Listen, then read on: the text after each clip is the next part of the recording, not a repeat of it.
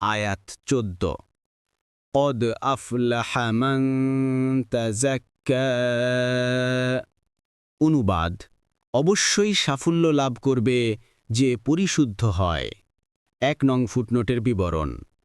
এখানে পরিশুদ্ধ বা পবিত্রতার অর্থ কুফর ও শিরক ত্যাগ করে ঈমান আনা, অসৎ আচার আচরণ ত্যাগ করে সদাচার অবলম্বন করা এবং অসৎ কাজ ত্যাগ করে সৎ কাজ করা এবং রাসূলুল্লাহ সাল্লাল্লাহু আলাইহি ওয়াসাল্লামের কাছে যা নাজিল হয়েছে তার অনুসরণ করা।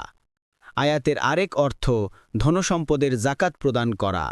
তবে যাকাতকেও কারণে যাকাত বলা হয় যে তা ধনসম্পদকে পরিশুদ্ধ করে।